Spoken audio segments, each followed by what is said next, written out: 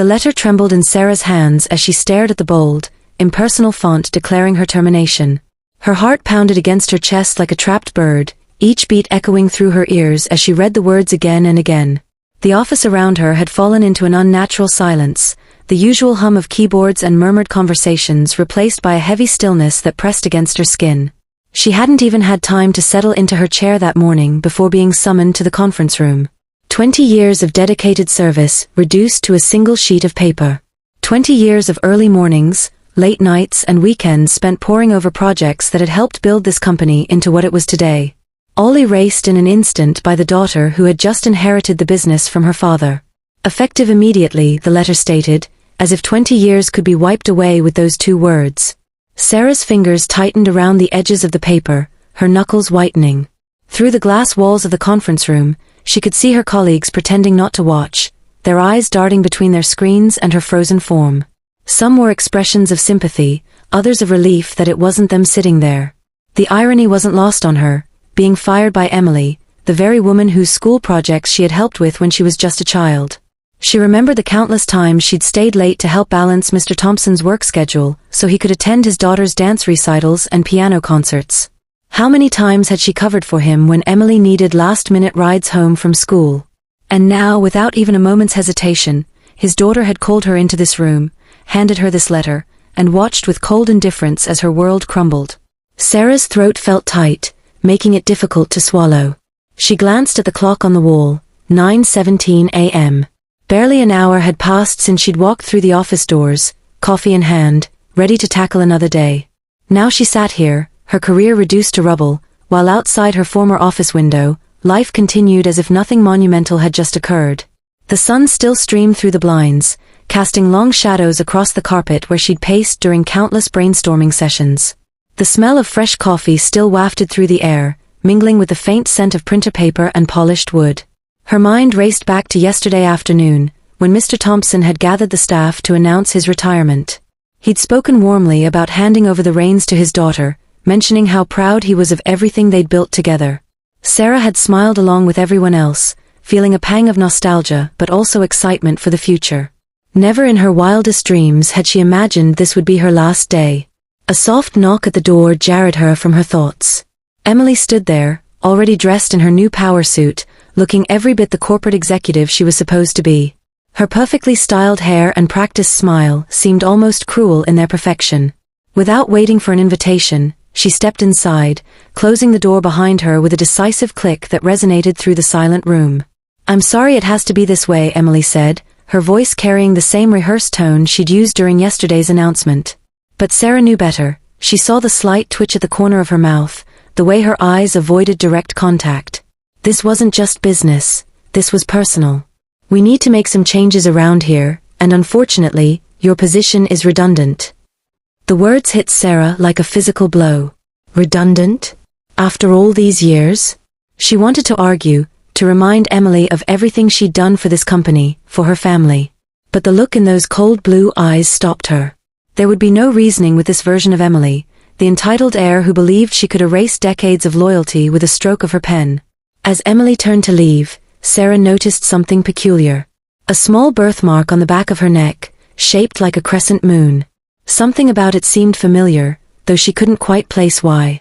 It wasn't until Emily reached for the doorknob that Sarah realized that exact birthmark belonged to someone else she'd known long ago, someone whose story had been whispered about in hushed tones during her early days at the company.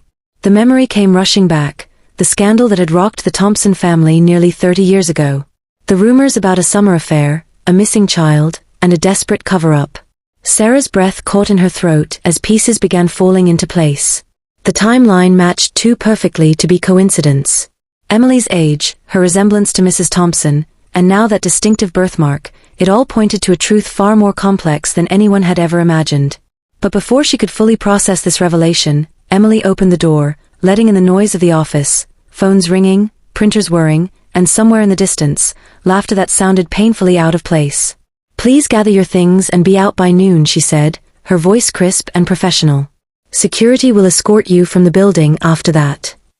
The door clicked shut behind her, leaving Sarah alone with her racing thoughts and the devastating realization that everything she thought she knew about her boss's family might be built on lies. As she mechanically began packing up her desk, each item she touched carried memories of a life she was being forced to leave behind. The framed photo of her team after their biggest project, the stress ball collection that had grown one piece at a time, the sticky notes with encouraging messages from colleagues, all these fragments of her identity were being stripped away. Yet amidst the chaos of packing and the sting of betrayal, one thought kept circling through her mind: if Emily wasn't who she claimed to be, then who was she really? And more importantly, who had truly orchestrated this elaborate deception that was only now beginning to unravel? Sarah's first encounter with the Thompson family had been on a rainy afternoon in May, exactly 22 years ago. She had been a bright-eyed college graduate, fresh from earning her business degree and eager to prove herself in the corporate world. The interview had been scheduled for 10 o'clock, but she had arrived at 8:30, determined to make a good impression. The receptionist, a kind woman named Margaret who would later become one of her closest confidants, had shown her to the waiting area. It was there, in the plush leather chairs of the executive floor, that she had met Emily for the first time. The little girl couldn't have been more than 4 years old, her blonde curls bouncing as she played with a set of wooden blocks near the window. When Sarah had complimented her castle-building skills, Emily had looked up with wide blue eyes and declared, "When I grow up, I'm going to run Daddy's company." Even then, Sarah had recognized the spark of determination in those young eyes. Mr. Thompson had walked in moments later, apologizing profusely for keeping her waiting. His tie was slightly askew, and there were dark circles under his eyes that spoke of sleepless nights. During the interview, he had seemed distracted, glancing frequently at his watch and excusing himself twice to take urgent calls. Yet despite his preoccupation, Sarah had felt an immediate connection to him. There was a warmth in his manner, a genuine interest in her responses that made her feel valued rather than just another candidate. What she didn't know then was that Mr. Thompson was in the midst of a personal crisis. His wife had recently suffered a miscarriage, and the couple had retreated into their own private world of grief. Sarah would learn this later, during one of the many late nights when she stayed back to help him catch up on work. He had shared stories of his struggles to balance his responsibilities at home with those at the office, always careful to maintain professional boundaries but unable to completely mask his pain. Over the years, Sarah became more than just an efficient assistant. She transformed into an integral part of the Thompson family's support system. She remembered the countless evenings she spent helping Mrs. Thompson organize charity events while keeping an eye on young Emily, who would often fall asleep on the couch wrapped in her favorite blanket. There were birthday parties she helped plan, school plays she attended, and emergency runs to the pharmacy when Emily came down with the flu. The relationship deepened further when Mrs. Thompson was diagnosed with breast cancer 5 years later.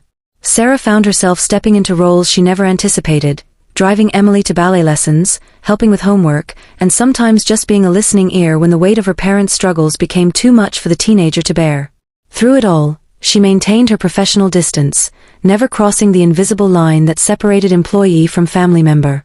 Yet amid these challenging years, there were moments of pure joy that wove themselves into the fabric of her existence.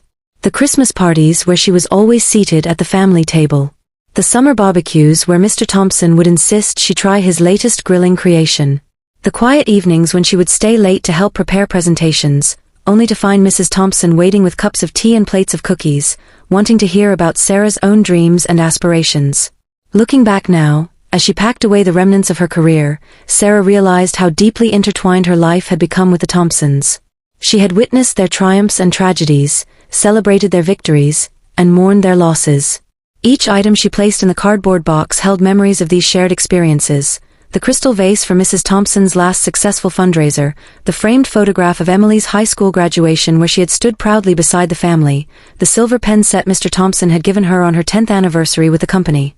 The realization struck her with sudden clarity: she wasn't just losing a job, she was being exiled from a family that had, over 2 decades, become her own. The pain of this separation cut deeper than any professional disappointment ever could.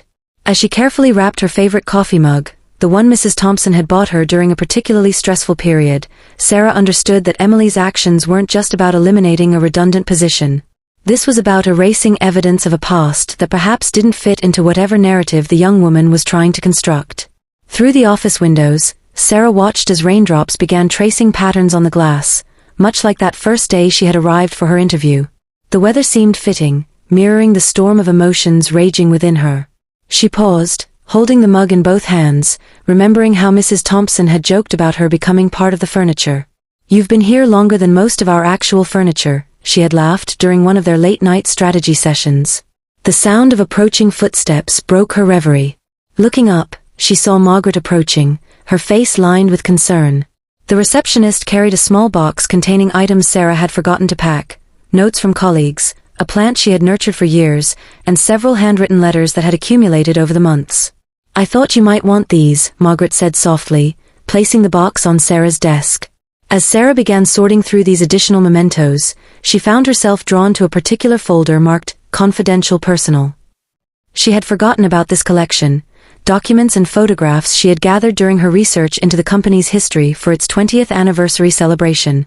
Most employees had contributed standard memorabilia, but Sarah had gone deeper, uncovering archives and records that painted a more comprehensive picture of the organization's evolution. Among these documents was a collection of newspaper clippings from the early years, including coverage of a scandal that had briefly threatened the company's reputation. The articles detailed accusations of embezzlement and fraud that had been mysteriously dropped after a few weeks. At the time, Sarah had dismissed them as typical corporate gossip, especially since Mr. Thompson had personally vouched for the company's integrity. But now, as she examined the dates more closely, she noticed something peculiar. The timeline coincided precisely with Mrs. Thompson's first pregnancy.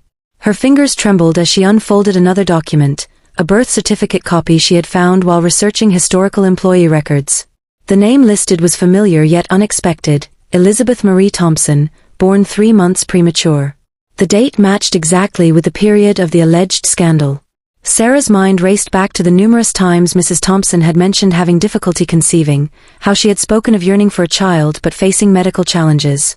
A sudden realization began forming in Sarah's mind, piecing together fragments of conversations and observations she had stored away over the years. She remembered Mrs. Thompson's reaction when presented with adoption options, the visible discomfort, the quick dismissals. She recalled the way Mr. Thompson had seemed unusually protective during that time, often intercepting questions about their family plans. And then there was that summer when both had disappeared for several weeks, returning with news of a miscarriage that had seemed strangely vague in its details. The implications were staggering. If Emily wasn't their biological child, then who was she? And more importantly, where was Elizabeth Marie Thompson? Sarah's eyes scanned the room, landing on the family portrait that hung on the wall opposite her desk. The image showed a happy family unit, Mr. and Mrs. Thompson flanking a teenage Emily, all smiling brightly at the camera. But now, studying it more closely, she noticed subtle differences, the shape of Emily's eyes, the curve of her jawline, features that bore little resemblance to either parent. Margaret's presence had become a comforting constant in the room, her worried gaze following Sarah's every movement. Sensing her distress, the receptionist pulled up a chair and sat beside her. "You know," Margaret began hesitantly, "there were rumors back then. Whispers about a summer house and a nursemaid who suddenly disappeared. People talked about midnight drives and closed-door meetings with lawyers." Sarah's attention snapped back to the present. "Why are you telling me this now?" she asked, her voice barely above a whisper. "Because I've seen the way you're connecting the dots," Margaret replied. "And because I think you deserve to know the truth. You've given everything to this family, sacrificed so much of yourself for them. If anyone deserves answers, it's you." The weight of Margaret's words settled heavily on Sarah's shoulders. She looked down at the documents spread across her desk, birth certificates, newspaper clippings, family photographs, each piece forming a mosaic of deception that spanned decades. The more she examined them, the clearer the pattern became. The timing of adoptions, the convenient explanations, the carefully crafted public narrative, all pointed to a truth far more complex than simple corporate politics. As the rain continued its steady rhythm against the office windows, Sarah felt the pieces of her world shifting beneath her feet. What had started as a devastating termination had evolved into something far more profound, a journey into the heart of a mystery that threatened to redefine everything she thought she knew about the family she had served so faithfully for over 2 decades. The hours passed in a blur as Sarah meticulously organized the documents and photographs, creating a timeline that stretched back nearly 30 years. Each new discovery brought more questions than answers, weaving a tapestry of secrets that seemed to grow more intricate with every passing minute. Margaret remained by her side, occasionally offering insights or confirming details that aligned perfectly with Sarah's emerging understanding of events. As they worked, Sarah's mind kept returning to a particular conversation she had overheard between Mr. and Mrs. Thompson shortly after Emily's 5th birthday. They had been discussing schools, and Mrs. Thompson had expressed concern about certain genetic markers that might require special attention. At the time, Sarah had assumed they were referring to family medical history, but now she wondered if it had been a coded reference to something else entirely. The memory of Mrs. Thompson's strained smile as she spoke those words took on new significance. Their research led them to a locked filing cabinet in the basement archives, a section of the building rarely accessed since the company's digital transformation. Using her master key, Sarah opened the rusted drawers to find folders marked with dates corresponding to the mysterious summer of the alleged scandal. Among them was a series of medical records documenting treatments for a premature infant, signed by doctors whose names matched those mentioned in the old newspaper clippings. The most startling discovery came when they uncovered a series of correspondence between Mr. Thompson and various adoption agencies. The letters spoke of urgency, of needing to finalize arrangements before certain information became public knowledge. One document in particular caught Sarah's attention, a psychological evaluation report dated just weeks before Emily's official adoption. The assessment described a child showing remarkable resilience despite traumatic early experiences, with a strong desire to please authority figures and an unusual capacity for adapting to new environments. "What does this mean?" Margaret asked, her voice trembling as she examined the report. "If Emily isn't their biological daughter, and there really was another child?" Sarah's hands moved automatically, arranging the documents into chronological order. "It means we're looking at two separate stories," she explained, her voice steady despite the turmoil within her. "One is the public narrative, the perfect family, the tragic loss, the joyful adoption. The other is something else entirely. Something that someone went to great lengths to conceal." Their investigation revealed inconsistencies in official records. Birth certificates that didn't match hospital logs, adoption papers filed at suspiciously convenient times, and financial transactions that suggested payments to individuals whose names appeared in the earliest newspaper reports. Each discrepancy added another layer to the mystery, painting a picture of a carefully orchestrated cover-up that had spanned decades. The most chilling discovery came in the form of a series of emails exchanged between Mr. Thompson and a private investigator. The correspondence detailed efforts to track down a woman who had worked as a live-in nanny during that fateful summer. The investigators' reports mentioned sightings in various locations across the country, always just ahead of their inquiries. One message stood out in particular, a warning from the investigator about the woman's apparent fear for her safety, claiming she believed people were watching her movements. As they delved deeper, Sarah began noticing patterns in Emily's behavior that took on new meaning. The way she had always sought validation from her adoptive parents, the meticulous attention to detail in maintaining the family's public image, the almost obsessive need to control narratives about their history. These traits, once attributed to ambition and perfectionism, now seemed like carefully cultivated defenses against discovery. The rain outside had intensified, drumming against the office windows with renewed vigor.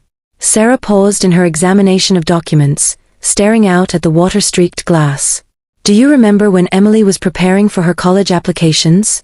she asked Margaret. "How she insisted on using a different middle name than the one on her birth certificate?" Margaret nodded slowly. She said it was too common, that she wanted something more unique. "But now it makes sense," Sarah finished. She was trying to distance herself from the original identity created for her, to craft a new persona that wouldn't raise questions if anyone dug too deep. Their attention shifted to a collection of family photographs spanning several generations. As they arranged them chronologically, a disturbing pattern emerged. In earlier images, Emily appeared stiff and formal, her smiles never quite reaching her eyes. But as the years progressed, her expressions became more natural, her body language more relaxed. It was as if she had gradually learned to inhabit her assigned role, perfecting the performance until it became second nature. The final piece of the puzzle came in the form of a handwritten journal, its pages yellowed with age. The entries, written in Mrs. Thompson's distinctive handwriting, spoke of sleepless nights and endless guilt.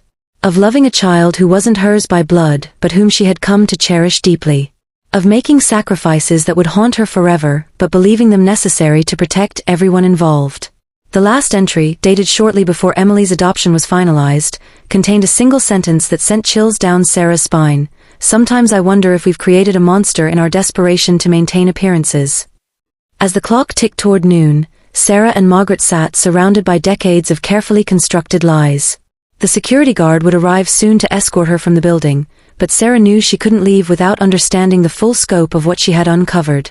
Each document, each photograph, each cryptic message added another piece to a puzzle that threatened to shatter the foundations of everything she had believed about the family she had served so faithfully. The rain continued its relentless assault against the windows, mirroring the storm of revelations crashing through Sarah's consciousness. She felt the weight of truth pressing against her chest, demanding release, while simultaneously recognizing the dangerous power it represented. For in unraveling this mystery, she had become custodian to secrets that could destroy lives, including her own. As Sarah methodically packed away the last of her belongings, her mind wrestled with the moral implications of what she had discovered. The evidence surrounding her wasn't just a collection of documents and photographs, it was a weapon capable of toppling the carefully constructed facade of the Thompson family empire. With each revelation came a growing awareness of the precarious position she now occupied, straddling the line between victim and potential whistleblower. The security guard's arrival loomed closer, his footsteps echoing in the hallway outside. Yet instead of panic, Sarah felt a strange calm settling over her. 2 decades of observing corporate politics had taught her the value of timing and leverage. Emily might have believed she was severing ties cleanly, but in doing so, she had inadvertently handed Sarah the keys to a kingdom of secrets. The question now was how best to wield this newfound power. Margaret's presence had become both comfort and complication. The loyal receptionist had proven herself willing to help uncover the truth, but her involvement meant another life potentially caught in the crossfire. Sarah watched as her colleague carefully repacked sensitive documents into a discreet portfolio case, her hands moving with practiced efficiency. "You realize," Margaret whispered, "that keeping quiet might be the safest option for both of us. But at what cost?" Sarah responded, her voice barely audible above the rain pounding against the windows. "This isn't just about me losing my job anymore.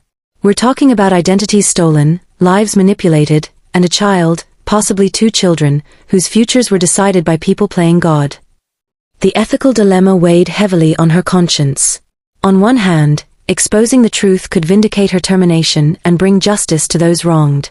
On the other, it risked destroying innocent lives, including Emily's, who had been raised believing in a reality that might prove false.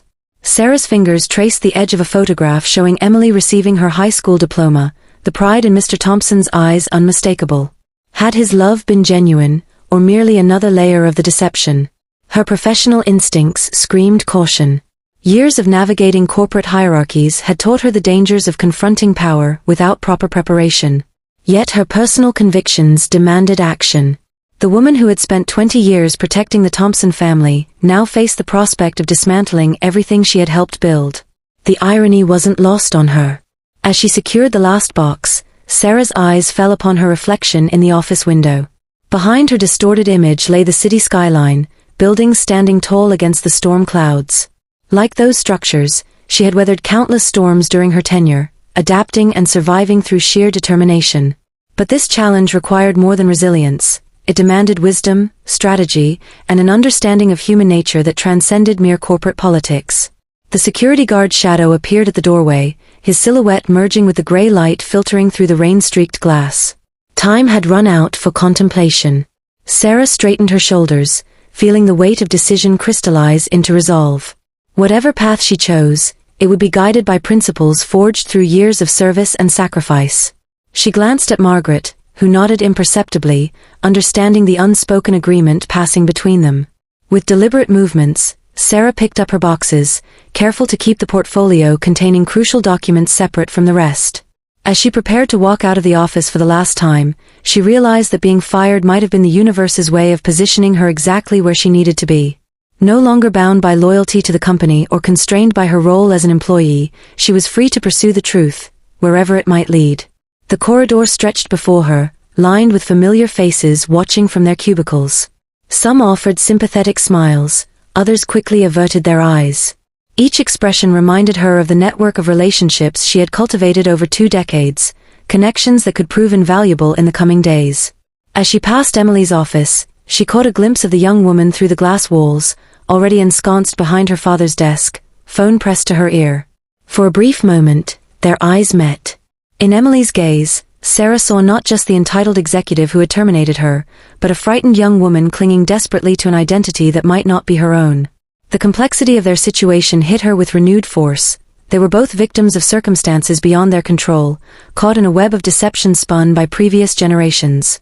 The elevator doors opened with a soft chime, and Sarah stepped inside, followed by the security guard. As the car descended, she allowed herself a small smile. Being fired had indeed marked the end of one chapter, but it had also opened the door to possibilities she had never considered. The truth she carried wasn't just a weapon or a shield, it was a responsibility that demanded careful handling and thoughtful execution. The lobby doors swung open, releasing her into the rain-soaked streets. Instead of feeling defeated, Sarah experienced an unexpected surge of purpose. The next move would require precision and patience, qualities she had honed over years of corporate warfare. Every document, every photograph, every whispered rumor was now a piece in a larger game, one where the stakes extended far beyond personal vindication or corporate politics. As she walked away from the building that had been her professional home for 2 decades, Sarah understood that true power didn't lie in holding secrets, but in knowing when and how to use them. The rain soaked through her coat, but she barely noticed.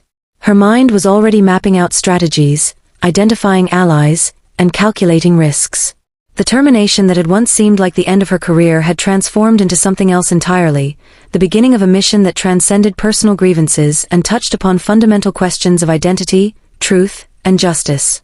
The city stretched out before her, its towers piercing the stormy sky like monuments to human ambition and frailty.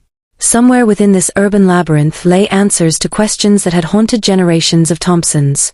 And Sarah, armed with 20 years of experience and a cache of explosive truths, was uniquely positioned to seek them out. The real battle had only just begun, and she intended to fight it on her own terms, with intelligence, integrity, and an unwavering commitment to uncovering the whole truth, no matter where it led.